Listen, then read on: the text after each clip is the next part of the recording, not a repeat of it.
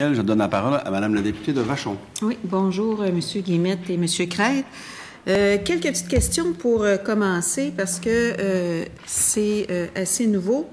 Depuis, est-ce que vous pouvez nous donner un peu une évolution? On va parler juste du BRX, là, on va faire ça simple.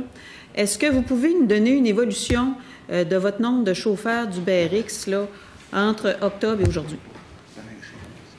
Écoutez, on est parti avec 0 chauffeur, dans le fond, là, quand on a commencé. Aujourd'hui, on en a plusieurs milliers. On donne pas nécessairement de chiffres très précis par rapport à ça, mais il y a plusieurs personnes qui viennent s'inscrire toutes les semaines, dans les centaines. Donc, à chaque semaine, il y a une centaine de personnes, un peu plus, qui viennent s'inscrire sur la plateforme. En total, on peut-tu avoir des chiffres, là, parce que... Malheureusement, on est une entreprise privée, c'est des chiffres qu'on souhaite demeurer confidentiels. Par contre, ce que je peux vous dire, il y a deux choses qui vous donnent une idée de ça.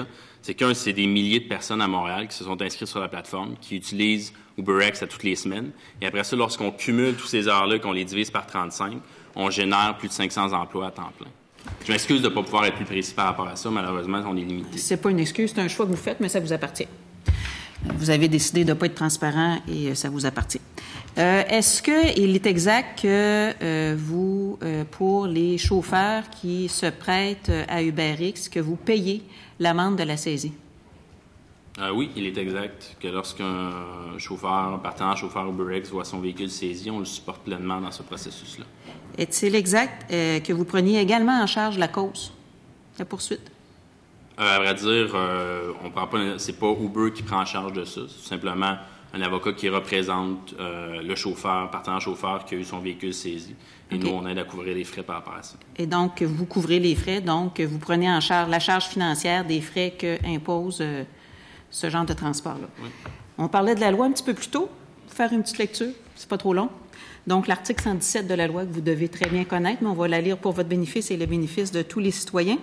Donc, comme une infraction est passible d'une amende de 350 $ à 1 050 $, et d'ailleurs, tous les intervenants nous ont dit que c'était pas assez et que dans d'autres pays, suite à votre venue, ils ont augmenté l'amende jusqu'à 15 000 et même ils nous disent en Allemagne 200 000, là, ça serait validé.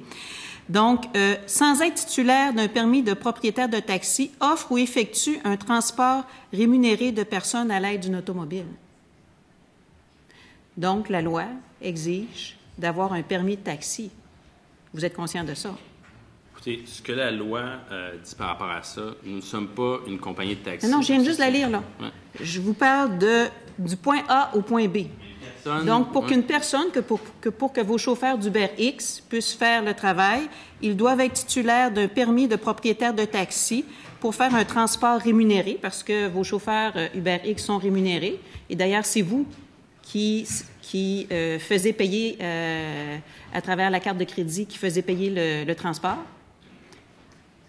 Donc, la personne qui fait le transport doit être détenteur d'un permis de taxi. Vous êtes conscient de ça? Donc, écoutez, le 10 février dernier, à la facture, il y a eu un reportage sur une personne qui va faire une course jusqu'à Champlain. Laissez-moi juste terminer ça. Qui va faire une course jusqu'à Champlain en échange d'argent et qui a vu son véhicule saisi par le bureau du taxi. Elle faisait du covoiturage et elle a quand même vu son véhicule saisi. Je ne parle pas de covoiturage. Non, mais laissez-moi terminer là-dessus. Ce qu'on dit, c'est qu'il y a un flou par rapport à ça. Il y a un flou par rapport à cette loi-là. Il y a un flou par rapport à ça également. On va le laisser parler.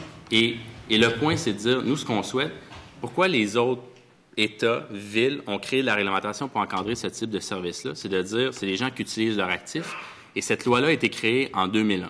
On se doit de les analyser, de les revoir comme c'était fait. Et le flou par rapport à la personne qui, elle, a vu son véhicule saisi, pourquoi est-ce qu'elle a vu son véhicule? Est-ce qu'elle commettait quelque chose d'illégal au moment où elle a vu son véhicule saisi? Demander de changer la loi, on a compris ça. Moi, ce que je vous dis, c'est qu'il y a une loi qui est là et que la loi exige. Et donc, vous voulez pas le reconnaître, mais la loi, elle est très claire que pour faire une course d'un point A à un point B, et là, on ne parle pas de covoiturage, il y a des règles qui encadrent le covoiturage. On parle d'un point A à un point B qui est rémunéré et vos chauffeurs d'UberX ne font pas de covoiturage parce qu'ils ne se déplacent pas pour leurs propres besoins de ce point A à un point 2. Ils vont chercher des courses et vous l'avez dit vous-même dans la présentation que c'était pour effectuer des courses. Donc, c'est pas du covoiturage. Est-ce que vous êtes conscient que vous vous exposez également à l'article 120 de la loi sur le taxi?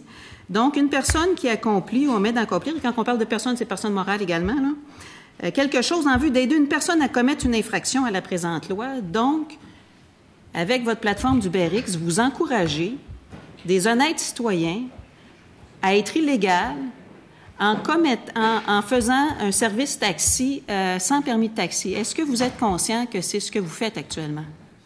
Écoutez, l'illégalité, encore une fois, je vais revenir là-dessus. Il n'y a aucun juge qui a statué là-dessus. Je pense que mais attendez un petit peu, il n'y a aucun juge. Non, c'est ça. La raison pourquoi, il y avait une injonction contre nous à Toronto, lundi, mardi, qui a été débattue.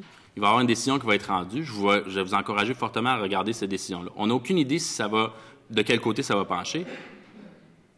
Mais le point par rapport à ça, c'est de dire la réglementation qui est en place, ce qu'on constate aujourd'hui, c'est qu'il y a besoin d'une évolution. Le Bureau de la concurrence canadienne, je vais revenir là-dessus parce qu'il y a des instances qui demandent également aux autorités de changer la réglementation. Les réglementations, et ici, là, je vais le lire, je vais citer ce qu'ils disent. De façon traditionnelle, les municipalités ont soumis les services de transport urbain reposant sur l'utilisation des véhicules automobiles pour le transport des personnes, dont les taxis, à une réglementation étroite. Toutefois, les nombreuses préoccupations exprimées par les municipalités, les intervenants et les clients témoignent de l'importance de s'assurer que les responsables de la surveillance réglementaire relative aux permis et à d'autres critères concurrentiels importants mesurent adéquatement l'incidence de leurs règles et de leurs politiques sur la concurrence et, en fin de compte, sur les prix, les choix et la qualité des services qui sont offerts aux consommateurs.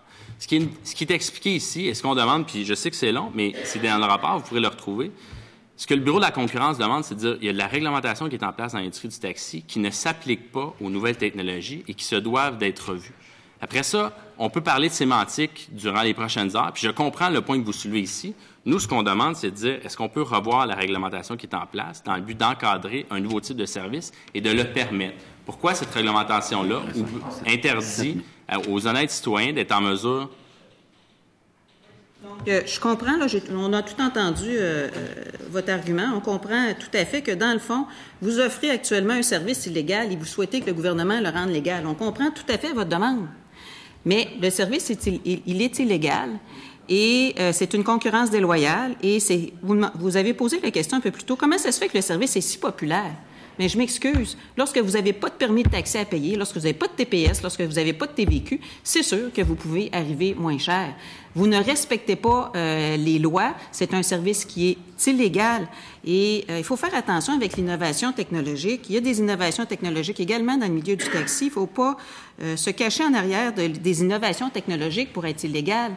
Et donc, moi, ce que j'entends de votre présentation aujourd'hui, c'est que vous êtes en train de nous dire que comme un juge n'a pas statué sur la loi, que vous ne voulez pas appliquer la loi, fait que vous êtes en train de dire au ministre du Transport d'aller tout de suite au juge, parce que toutes les saisies qu'il fait, puis tout ça, ça ne va rien donner. Vous allez continuer à payer les amendes pour les chauffeurs que vous incitez dans l'illégalité. Ça, c'est quelque chose, là. Vous incitez des honnêtes citoyens à devenir illégaux. Et vous êtes en train de dire au ministre du Transport, nous, on va continuer dans ce sens-là parce qu'on s'en fout des lois du Québec. Et vous pouvez bien me parler du Canada, mais dans ce cas-ci, c'est une loi québécoise qui s'applique. On s'en fout des lois du Canada, on va continuer. Et vous dites au ministre, la seule façon de nous arrêter, c'est d'aller devant un juge. Donc, on vous entend ici en commission parlementaire et vous pouvez être certain que je vais réfléchir et qu'on va avoir une discussion pour savoir comment, au plus sacrant, on peut aller devant un juge pour faire en sorte que vous ne mettiez pas en péril l'ensemble de l'industrie du taxi au Québec. Et lorsque vous dites que ça se fait partout dans le monde, mais aussi à plusieurs places dans le monde, vous êtes illégaux. À plusieurs places dans le monde, ils ont augmenté les amendes pour faire en sorte de bloquer ce qui se passe. Et à d'autres places où vous êtes présents, et là on parle de San Francisco, la perte de travail des chauffeurs de taxi, elle est très grande et c'est certain que lorsqu'on s'introduit, vous avez la capacité financière de vous introduire dans une industrie pour faire baisser les prix, pour être capable de prendre le marché. On le sait, c'est quoi ça? C'est de prendre le marché pour après ça être capable de pouvoir imposer vos prix. Ça ne veut pas dire qu'à long terme, les prix bas actuellement sont là. De toute façon, à un moment donné, TPS, TVQ, ça n'a pas de bon sens que ça ne soit pas payé. Donc, je trouve ça un peu dommage de vous entendre, mais je sais qu'ailleurs, et ça serait le fun que vous puissiez avoir ce genre d'attitude-là aussi au Québec, vous pourriez peut-être nous expliquer ce que j'ai lu dans les journaux, et là, vous connaissez probablement mieux que moi, qu'à New York, UberX et Uber a accepté de se conformer aux règles Donc, au lieu de les changer, ce que j'ai compris de ce que j'ai lu, mais vous nous informerez, a accepté de se conformer aux règles. Pourquoi ici, vous ne faites pas la même chose? Pourquoi vous n'acceptez pas de vous conformer aux règles et que vous ne travaillez pas avec des chauffeurs qui ont des permis de taxi et que du côté d'Uber, vous ne preniez pas un permis d'intermédiaire? Et là, je comprends, là, votre personne 24 heures, là, c'est juste ce détail-là. Ça, on peut le regarder, mais pourquoi vous n'acceptez pas de fonctionner dans les règles et avec des gens qui ont des permis de taxi, vous le savez, c'est une valeur de près de 200 000 $. Les gens ont souvent investi leur retraite là-dedans. Et ce que vous êtes en train de mettre en péril, c'est la retraite des chauffeurs de taxi au Québec. Et même à une certaine époque, ils ont racheté les permis pour être capables d'avoir des revenus décents ici au Québec, à Montréal en particulier, et vous êtes en train de mettre en péril l'ensemble de cette industrie-là et des gens qui ont investi de leur argent pour se faire une retraite. Pourquoi est-ce que vous n'acceptez pas? Parce qu'une plateforme technologique restera toujours une plateforme technologique, là, mais ce qui est en arrière de cette plateforme technologique-là, ou je devrais même dire en avant, c'est le transport du point A au point B. Et c'est ça le service que vous offrez à partir de votre plateforme technologique. Que la plateforme technologique soit Internet, cellulaire, qu'elle soit téléphonique, elle est toujours l'intermédiaire pour faire en sorte d'offrir entre deux personnes un service du point A au point B. Donc, quelqu'un qui offre le service et quelqu'un qui reçoit le service. Et au Québec, on a décidé que la personne qui offrait le service devait détenir un permis de taxi et avoir tout un certain nombre de permis de droit de conduire un taxi, formation, sécurité, etc. Pourquoi vous voulez passer à côté de ces règles-là et que malgré que le ministre des Transports affirme, il y a plusieurs reprises, que vous êtes illégaux, vous continuez, vous faites comme si ça n'existait pas et vous défiez la loi clairement et simplement. Moi, je ne comprends pas cette attitude-là. Madame la députée, si on veut laisser une chance à nos invités de répondre, il reste 2 minutes. Allez-y, Monsieur Guillemette. Écoutez, il y a plusieurs points. Merci pour Mme Ouellette pour l'intervention. Je vais essayer de répondre à la plupart des questions que vous avez posées. Si j'en oublie, il me fera plaisir d'y revenir. La première, écoutez, avant même de lancer la plateforme UberX, on a rencontré le ministère des Transports et on leur a soumis une ébauche. C'est pas un projet de loi, c'est pas un projet réglementaire, c'est une ébauche pour commencer des discussions que nous n'avons toujours pas eues par rapport à la plateforme UberX et que nous souhaitons avoir. Deuxièmement, vous savez, si je me présente devant vous aujourd'hui, là, en tant qu'individu au-delà d'Uber, là, je savais à quoi je m'attendais. Je savais que je m'en venais ici et que j'aurais des questions difficiles qui se doivent d'être répondues. Et je pense que ça démontre clairement la bonne foi que nous avons à vouloir collaborer avec vous parce que j'aurais pu ne pas venir aujourd'hui et je l'ai fait. Je suis papa depuis moins de 2 semaines. J'en ai pas beaucoup, mais je suis ici quand même. Donc, j'aimerais, s'il vous plaît, au moins qu'on reconnaisse qu'on a un intérêt à travailler avec les autorités. Et l'objectif est vraiment pas d'aller devant la Cour et de dépenser de l'argent autant du côté du gouvernement que du nôtre. On souhaite pouvoir s'asseoir et continuer à discuter. Ça ne sera pas nécessairement des discussions faciles, mais ce sont des discussions qui sont nécessaires et on est ouvert à discuter.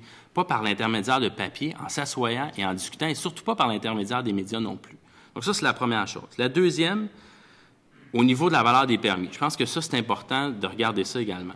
Lorsque vous dites, les gens ont investi là-dedans, vous savez, les licences de taxi qui ont été émises, puis je prends Montréal par exemple, dans les années 70, 80 et 90, avaient des valeurs entre 30 000 et 50 000 $. Et grâce à la spéculation dans l'industrie, donc entre les chauffeurs, parce que vous savez, pour acheter une licence de taxi aujourd'hui, il faut aller sur Kijiji ou sur des sites de vente comme ça. Passez pas par le gouvernement, c'est une industrie privée. Et grâce à la spéculation qui s'est faite entre les différents chauffeurs, propriétaires de taxi, ils ont été en mesure d'augmenter la valeur de ces licences-là entre 50 000 à 200 000 $ aujourd'hui, et ils ont généré des revenus. Il y en a qui en achètent aujourd'hui. La majorité des gens qui ont acheté ces licences-là ont généré des profits intéressants par rapport à ça. L'autre chose, c'est que on ne demande pas au gouvernement de choisir. En terminant, parce qu'il ne reste pas beaucoup de temps. Il reste quelques secondes. Écoutez, en terminant, je vais essayer de conclure. Il y a beaucoup de questions, il y a plein de points que je trouve intéressants, mais par rapport à la valeur des licences, vous avez mentionné San Francisco. L'industrie du taxi en 2009 à San Francisco, c'était 140 millions de $. On est arrivé avec des compétiteurs comme Lyft et Sidecar. On s'est établi, il y a de la réglementation qui a été créée par rapport à ça. En 2014, cette industrie-là du taxi, plus Sidecar, Lyft et Uber, valait 500 millions de $. On a pris la tarte qui était grosse comme ça et on l'a augmentée. L'industrie du taxi ne sera pas détruite par notre plaisance. Et les citoyens ont le droit d'avoir un choix entre différents modes de transport. Merci. Mais pour ça, il faut créer de la nouvelle réglementation. Merci.